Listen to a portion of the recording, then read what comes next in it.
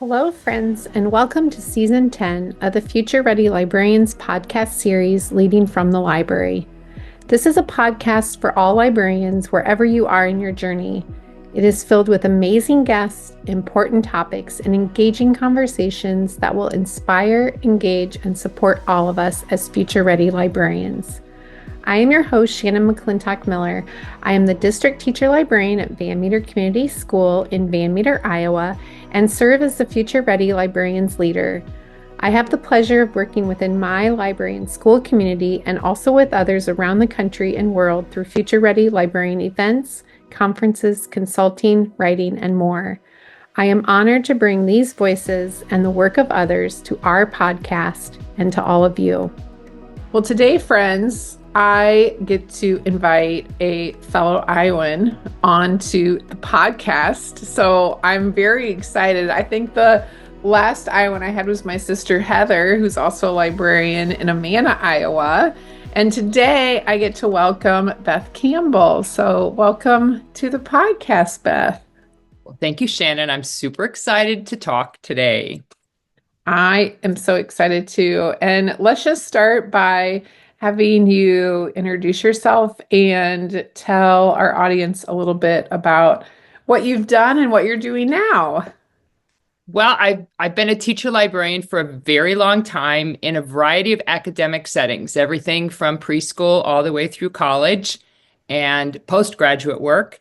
And I guess the thread that always just keeps coming up over and over again is just that joy for reading, that joy for connecting kids with great books and great authors. So my latest endeavor is an opportunity to just bring all of that together in kind of a new and innovative way that I don't think has ever been done quite before. So that's why I think we're just really super excited.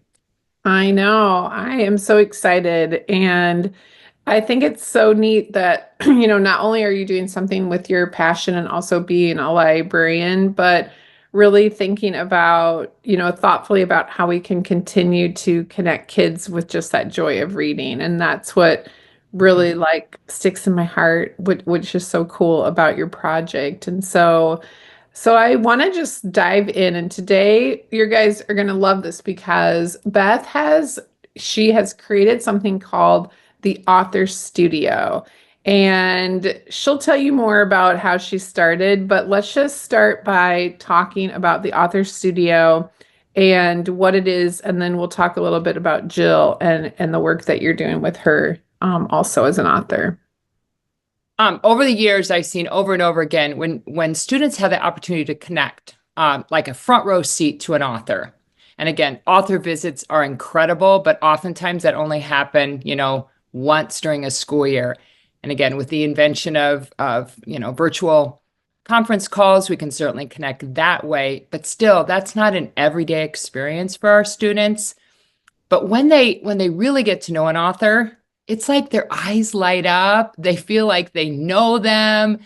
They gravitate towards those books. I've seen kids over and over again. They talk about, what Gordon Corman book did you read? Well, I read this one. Well, I read that one. And it's almost like, when you go to a restaurant and you all compare like what you had to eat, there's that collaborative, joy-filled conversation around the body of work of an author. So this project kind of came on board from a couple reasons. Number one, I love the platform Book Creator. Love, love, love. I'm going to say that like a bunch of times. Of all the tech platforms I've used over the years, it just continues to just like get better and better and more incredible to student. Isn't it though? Yes, totally. So many ways Book Creator is just like, it just blows my brain away every time I go, oh, now they're doing this. Now they're doing this.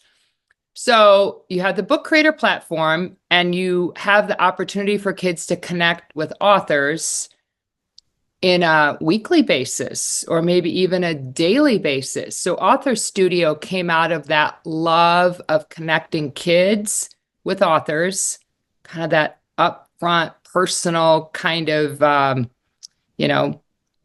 audience kind of thing. And so creating a way to have students have access to learning about a variety of authors. with original content, videos, pictures. So it's a workshop in a way. It's not a curriculum, Yep. but it's a workshop in which students get to like learn about authors, but then they also get to share back out their ideas, their opinions, their creativity. So I love the idea of a workshop because to me that's like life in progress. Yeah. And we're all kind of living it together, but we're living it together so that we get to know great authors, great books, but also honor our students and what they want to read and giving them more voice and choice. So that's a long answer. So how was that? No, that's great. It's like your one-stop shop, like all these things that can be in one place. And I think that that is so neat. And so inside of Book Creator, when you have an author studio, what might a teacher or a librarian or a kid, what does that look like? Yeah. That's a really good question. We have started with one author and focused on one author to kind of get our feet wet. We can talk more about Jill in a second. But initially you'll see like an overview of like, what do I do next? And so a teacher just has a quick preview of like, what does this entail? And then part one is actually getting to know the author. So for a teacher, you're going to see well-developed lesson plans, all tied to standards, 4 to 6 lessons that you could teach in like 30 minutes, 30 to 45 minutes. So you really get to know that author. And then if you want to take it farther than that, they're like anchor text studies so that you could take a deep dive into one of that author's books. But again, you're not just learning about the book. Students then have the opportunity to do research, to write opinion writing, to do compare contrast, to practice their fluency. So there's just many different avenues for a teacher to like utilize it in their classroom to again foster a love of reading, but also to work on a lot of your ELA standards, research standards, ASL standards. So they're all wrapped in there. I love that.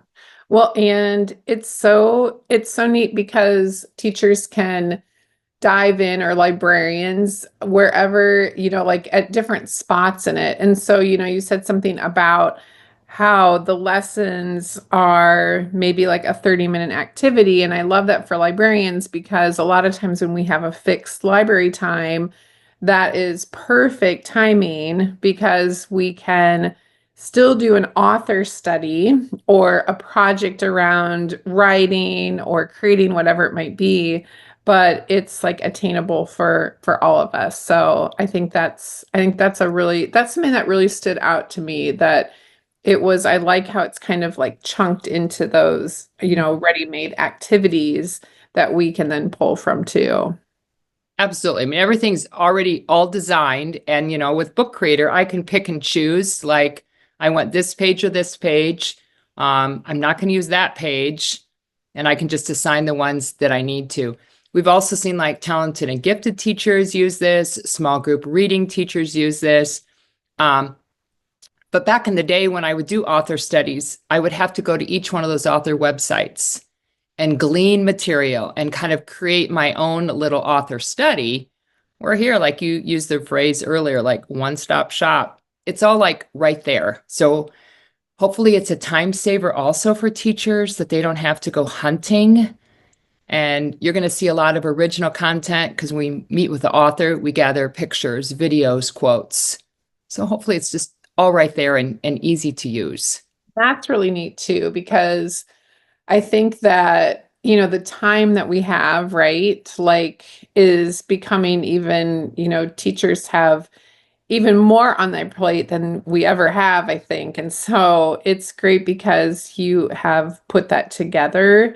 And I can think of so many dozens and dozens and dozens of authors that kids would just love to learn about, and authors they already know, and illustrators, but also what a great way to introduce them to new ones. And I think that is so special too, because it's a great way to really highlight some of those things that we might never know about an author or an illustrator unless it's through, an author study.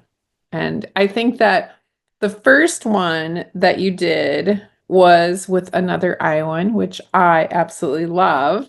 And I have looked at the author studios for Jill so many times over the last few days, and it is just fantastic. And so I would love for you to tell people a little bit about who you featured and just some of the books, because I think that she's written so many books that we all might not realize that too. So it's kind of fun. I know that I learned a lot. I learned so much when I was doing the little, going through it. So I think people will find that interesting. Um, yeah, I've loved Jill Esbaum's work for many, many years. She's written 66 different books. Um, So yeah. I know that's an accomplishment, quite a bit for National Geographic. So she has fiction and nonfiction. And even though a lot of her books I would call are more, you know, I don't want to say they're everybody books, picture books, whatever, but you could utilize them in all elementary classrooms because they're just such rich anchor texts. Yeah. So I chose her. First of all, she's wildly interesting how she writes. We recently did a webinar with some students, and they had such fun questions to ask her. And they asked her about how she researches. And she said when she researches, she's always looking for those wow facts. And so those things that people wouldn't know otherwise, and she weaves those into her books. So, first of all, she's just a really interesting human, which again, kids gravitate towards that. They love knowing that she's a real person, lives on a farm. But then her books are different. Um, I do enjoy it when an author has this body of work, and if you covered up, like, who the author was, you might not always know that those were all Jill Esbaum books. So it just goes to show that when we expose our kids to a body of work, you might say, "Oh, I want to read the lion one," but somebody else is going to say, "No, I want to read the one about, Jack Knight's Brave Flight." So it honors kids and all the different, things they're interested in. But you wanted me to talk about some of our books? I know, like I know that if you're listening, you can't see behind Beth right now, but Bird Girl is one of probably my favorite in the last few years, like narrative nonfiction. And when I watched the webinar, I had no idea that that was the same author as some of her other books. Like I just was blown away and just amazing. Like you said, like nonfiction and I'm like so drawn to like narrative nonfiction. I find it just it's one of my favorite things to use with kids. And so just wonderful. And then she has one coming out this spring, right? About our summer. And I grew up on a farm. So when I saw it, I actually saw it somewhere. I don't know if I read about it in school library journal or saw it. And I was like, this will be perfect because it's all about combining, I think, a cornfield. Yep. And then I did a little more digging, and sure enough, it was another one of her books. So I think that's so fascinating too. Another great reason why the author studio is so just such an important resource, because I think, like you said, that kids will really find that interesting and drawn to her too. Right. And what you just mentioned too, the ability to tie it to other aspects of your curriculum. She has this superpower series, Love it. and Yeah. she has Bob Shea as her illustrator. But this is a whole series she's working on. She's got 3 of them out right now. I think 4 and 5 are already in the works. But again, those wow factors we talked about, that Parrotfish has this superpower. I won't reveal what it is.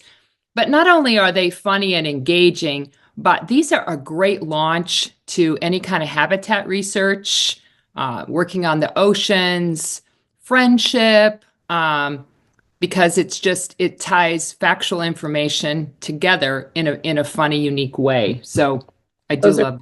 those are wonderful books. I love those too. And the kids love them. Yep. Bob Shea, I mean, her illustrators that she has worked with too have really brought her books to life, which I think is just so special too. But so I have to ask, like, so we've done this one. Now, what are your plans next? Because you guys, this is the thing too about the author studio. And if you go and you look for all these great resources around Jill's like being an author and her books, is they're free. Mhm. And I think that is something that is so exciting too, because what a great thing that you've done for all of us. So I love it. I want to know what you're going to do next. Well, let's just say there have been conversations going on with some other authors. Authors are excited about this too. And you know too, Shannon, because you have lots of relationships with authors. They're awesome people. They love connecting with kids. They love, trying new things. Most of them when I call and say, what do you think about this? They're like, oh, that sounds like super fun. Let's do it. So I may or may not have some clues in the books behind me on the shelf. I'm just saying, I can't, I can't reveal anything quite yet. But yes, let's just say that I'm very excited about opportunities. And I am curious. So I don't know if we have a way to solicit feedback or ideas, but I would love to hear from teachers and teacher librarians, like who are authors that they would Yeah, love to see featured, because yeah. we Let's want get this to together meet into it. teacher Yeah. needs. Yeah. We'll have to, once the podcast comes out, we'll have to put that out there and ask that question, and I'll help you get some responses because I think that that would be so cool. Like we're so excited because the day the crayon quit is going to come to Van Meter in the fall. And so I know. So you should come and I see will us come. that Drew comes. And I mean, that would like, I just could go on and on at what, authors that I would love. Like, we have Dot Day in the fall, like, so many people that I love, like, and I love how it could tie into like across grade levels. I think that's Yeah. so neat too about choosing Jill first because her books can be used in so many different grade levels too. So I really love that about Author Studio. I love it. Right. Yeah. So let's just say we've got some exciting things happening here, right? Yes, I can't even wait till what comes next. I love it. Yep. I just think it's so you're doing a good good thing for all readers, and we're so appreciative too of, being teachers and librarians. And you guys heard it. For those listening, like, reach out. I'm gonna have Beth tell you how you can find her and check out authorstudio.com because that's where she is building out like these resources, but also we can find them in Book Creator too, which is great. Hmm. Yep. How And can you can tag me, message me on Twitter and Blue Sky. That's a great way to get a hold of me and set up anything that you might have ideas for. I'd love to hear from you. tell us where they can find you, what your name is on Twitter and Blue Sky too? I think it's Beth One Campbell. I need to double check that, but I'm pretty sure it's Beth One Yeah, Campbell. yeah, I think Yep. it is too. Oh, well, this was so fun. I love that you're, of course, in Iowa and that you were a librarian and that you really understand like how important this is. And it's just such a special way to really encourage kids to not only be readers, but also just have that interest and passion, to encourage our future authors too, which I think is so great. Thanks, Shannon. And I just want to write back at you because anything that you do just like exudes joy. And I just think that when we surround ourselves with those joy-filled experiences, it makes our jobs easier, and it's just fun to surround ourselves with like-minded people. So thank you for Yes, pouring thank some happiness into the world. you. I know we're lucky, right, to be Yep. part of this great community of librarians in education and readers. So, and Absolutely. I mean, we get to hang out with authors and illustrators, like dream job. When my sister and I were little, like, I mean, from the time I can remember, we played library and had, a library set up and books around us, and our mom made sure that we had all that. And now Heather and I both get to be librarians. And I already talked to her this morning, about she's coming over this weekend, and guess what we always do? We spend time with books. Yep. It's a happy place. Totally. So great. Well, thank you, Beth. And I can't wait to see and hear what you do next. And I'll make sure that everybody has your website too, so they can go and check out Author Studio. Great. As always, thank you to all of our listeners for joining us for this episode of the Future Ready Librarian Podcast Series, Leading from the Library. And a very special thank you to our sponsors, Follett. You make a difference in our libraries, schools, and within our lives, and that of our students every day. We appreciate everything you do. I hope you can take what you learned in today's podcast and put it to use within your practice as a future-ready librarian. If I can support you in any way, please feel free to reach out to me on X or Instagram at Shannon M. Miller, or to my email at shannonmcclintockmiller@gmail.com. I am always happy to help and support each and every one of you. Until next time, friends, keep finding ways to lead within and from your library.